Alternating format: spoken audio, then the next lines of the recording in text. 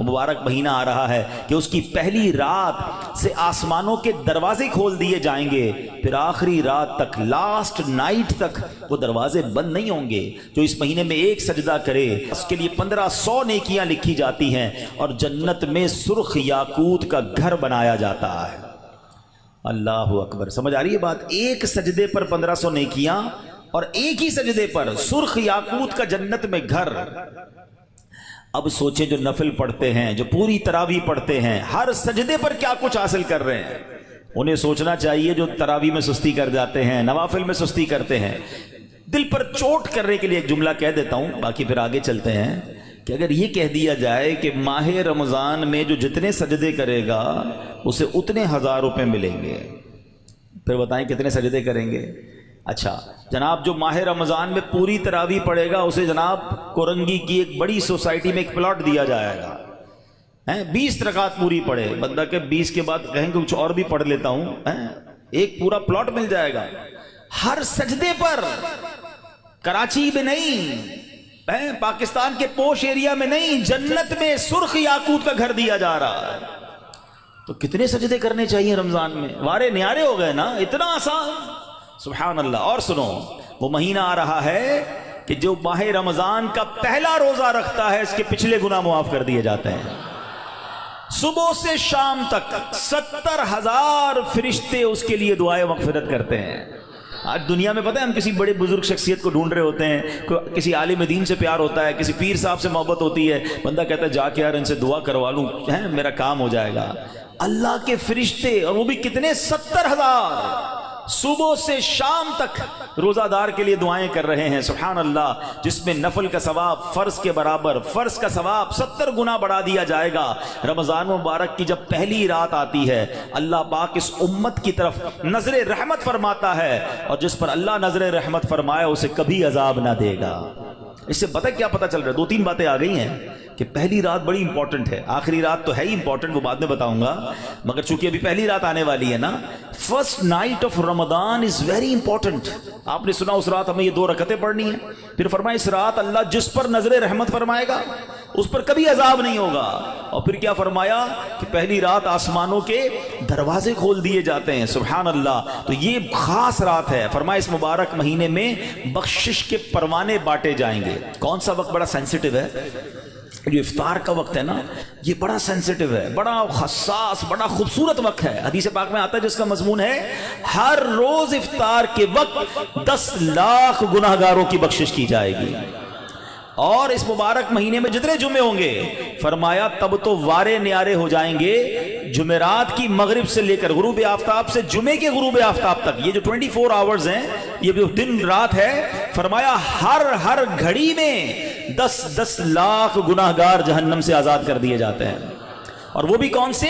جن پر جہنم واجب ہو چکی تھی، گناہوں کی وجہ سے جن پر جہنم واجب ہو گئی، وہ گناہگار بخشے جائیں گے۔ اللہ اکبر۔ اب سوچو یہ رمضان کیسا مہینہ ہے، اس کی کتنی خوشی ہونی چاہیے، کتنی پریپریشن ہونی چاہیے۔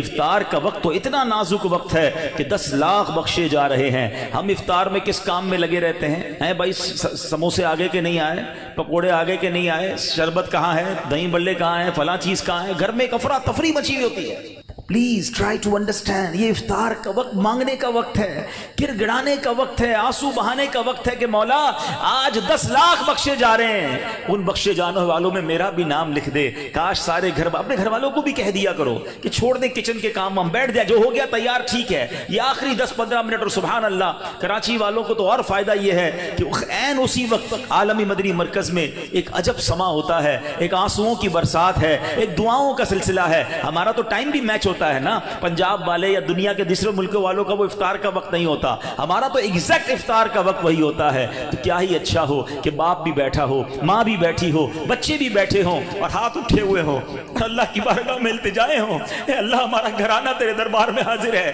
اے اللہ افطار کا وقت ہے، 10 لاکھ بخشے جائیں گے، اس بخشے جانے والوں میں ہماری فیملی کا، ہمارے گھر بار کا نام لکھ دے۔ اے میرے اسلامی بھائیوں، کچھ ایسا انتظام گھر میں کریں کہ 10-15-20 منٹ پہلے آپ سارے کاموں سے فارغ فارغ ہو جائیں اب دعاؤں میں گزاریں، افطار سے پہلے بھی دعا کریں، مگر جو خاص مقبولیت کی گھڑیاں ہیں وہ عین افطار کے بعد ہیں۔ افطار میں لگ جاتے ہیں ہم، کوئی کھجور کھا لی، پانی پی لیا، دوبارہ ہاتھ اٹھائیں، دوبارہ مانگیں، یہ وقت ہے مانگنے کا، یہ قبولیت کی گھڑیاں ہیں۔ اللہ کرے کہ ہم ان لمحات کو پراپر انداز میں، صحیح انداز میں گزارنے میں کامیاب ہو جائیں۔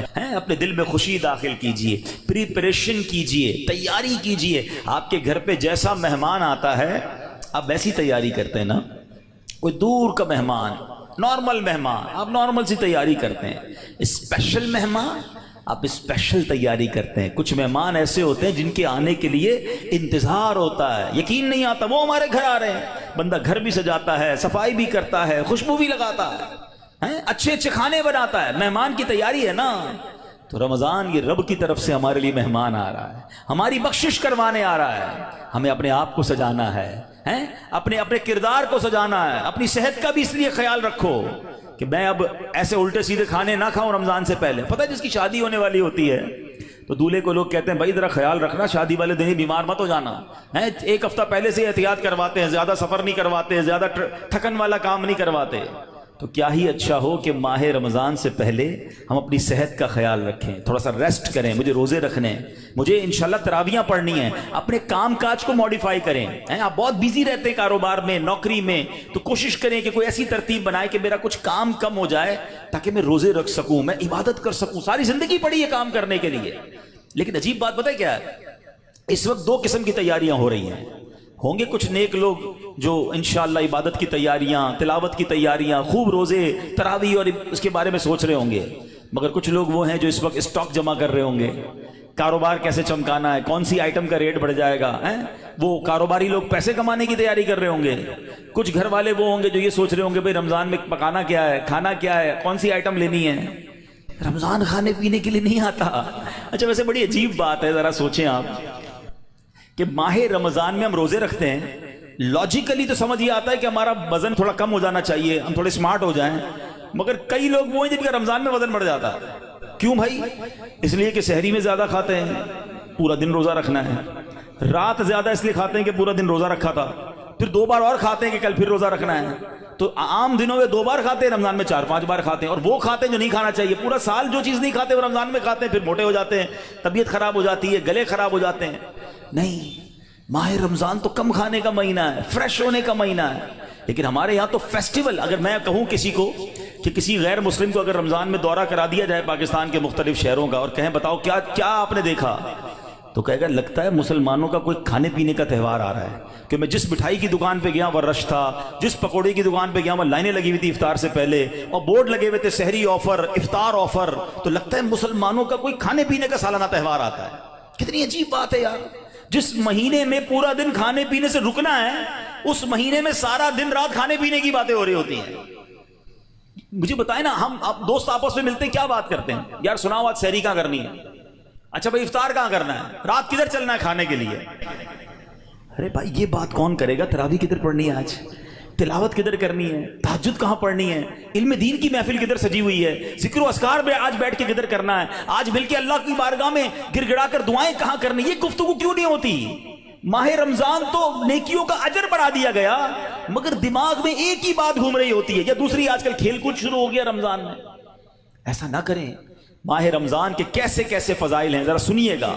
معراج شریف کی روایات میں ہے، معراج کے دولہ مکی مدنی مصطفیٰ صلی اللہ تعالی علیہ وسلم نے سدرۃ المنتہا کے قریب ایک فرشتہ دیکھا۔ آپ فرماتے لم ارا مثلہ، یعنی ایسا نرالا فرشتہ میں نے کبھی نہیں دیکھا۔ نبی پاک فرما رہے ہیں، تو آپ فرماتے ہیں کہ میں نے ایسا نرالا فرشتہ تو کبھی نہیں دیکھا تھا۔ یہ جب تسبیح کرتا تھا تو اس کی ایسی خوبصورت آواز تھی کہ اس آواز سے عرش بھی جھوم اٹھتا تھا۔ میں نے جبرائیل سے پوچھا ایو خلقی ھذا، اے جبرائیل یہ کون سی مخلوق ہے؟ عرض کی حضور یہ ایک فرشتہ ہے جو حضرت آدم علیہ السلام سے 2000 سال پہلے پیدا کیا گیا تھا۔ میں نے پوچھا اس سے پہلے یہ کہاں تھا؟ عرض کیا اللہ پاک نے عرش کے نیچے جنت میں ایک جگہ بنائی ہے، یہ وہیں ہوتا ہے۔ حضور آج آپ کے دیدار کے لیے حاضر ہوا ہے۔ کیا شان ہے میرے آقا کی، ہر کوئی فدا ہے بن دیکھے، دیدار کا عالم کیا ہوگا۔ ارے فرشتہ بھی میرے آقا کے دیدار کا تمنائی ہے۔ جبریل امین کہتے حضور آج آپ کے دیدار کے لیے حاضر ہوا ہے۔ مکی مدنی سلطان صلی اللہ تعالی علیہ وسلم فرماتے ہیں اب نبی پاک علیہ الصلوۃ والسلام نے اس فرشتے سے ایک بڑا کمال کا سوال کیا، ذرا سنیے گا آپ کا ایمان تازہ ہو جائے گا۔ پیارے آقا علیہ الصلوۃ والسلام نے اس فرشتے کو سلام کیا تو وہ اللہ پاک کی تسبیح میں مصروف تھا، اسے سلام سنائی نہ دیا۔ اب جبریل امین نے اسے کہا ہذا محمد صلی اللہ علیہ وسلم، یہ محبوب خدا جناب رسول اللہ صلی اللہ علیہ وسلم ہے۔ جب اس نے سنا تو خوشی سے اپنے دو سبز پر پھیلائے، یہ اتنے بڑے پر تھے جنہوں نے آسمانوں اور زمین کو گھیر لیا۔ اب اس نے مجھے نبی پاک فرماتے ہیں مجھ سے گلے ملنے کی سعادت حاصل کی، ادب سے بوسہ بھی دیا، پھر عرض کی یا رسول اللہ صلی اللہ تعالی علیہ وسلم آپ کے لیے گڈ نیوز ہے، آپ کے لیے خوشخبری ہے کہ اللہ پاک نے